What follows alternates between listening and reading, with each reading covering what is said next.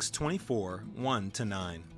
5 days later, the high priest Ananias went down to Caesarea with some of the elders and a lawyer named Tertullus, and they brought their charges against Paul before the governor. When Paul was called in, Tertullus presented his case before Felix. We have enjoyed a long period of peace under you, and your foresight has brought about reforms in this nation. Everywhere and in every way, most excellent Felix, we acknowledge this with profound gratitude. But in order not to weary you further, I would request that you be kind enough to hear us briefly. We have found this man to be a troublemaker, stirring up riots among the Jews all over the world. He is a ringleader of the Nazarene sect and even tried to desecrate the temple, so we seized him.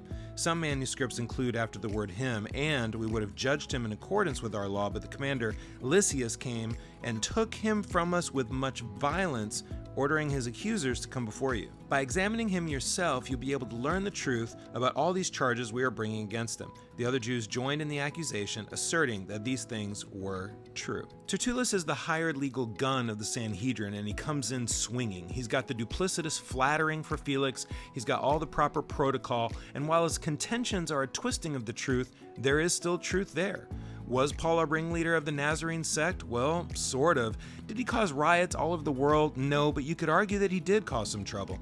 He didn't say he did bring a Gentile into the temple. He said he tried, so now it's a matter of intention, which you can't really prove. He also throws shade on Commander Lysias, saying it wasn't them with the violence, but Lysias who used force back in Jerusalem. So here's Paul caught between a rock and a hard place. The rock was the sprawling power of Rome, which spread 3 million miles around the Mediterranean. The hard place was the storied religious power block of Jerusalem. And Paul's claiming he's innocent on both sides, that he stayed true to his Jewish roots and he hasn't broken any Roman laws. Have you ever been accused of something that wasn't totally true but used bits of truth in it? That could be super difficult to process, and if that's not frustrating enough, you might start to sense that others are believing what's being woven together. Well, I can't promise any silver lining if you're going through something similar, but I can offer this. This was a mirror image to Jesus. He was caught between a rock and a hard place also. On one side, Caiaphas of Jerusalem, on the other side, Pilate of Rome. So Luke is very deliberately drawing parallels between not only the lives of Paul and his Messiah,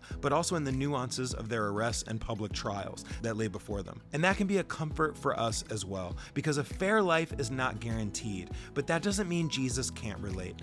As Peter himself says in 1 Peter 4:12-13, "Dear friends, do not be surprised at the fiery ordeal that has come on you to test you, as though something strange were happening to you, but rejoice inasmuch as you participate in the sufferings of Christ, so that you may be overjoyed when his glory is revealed."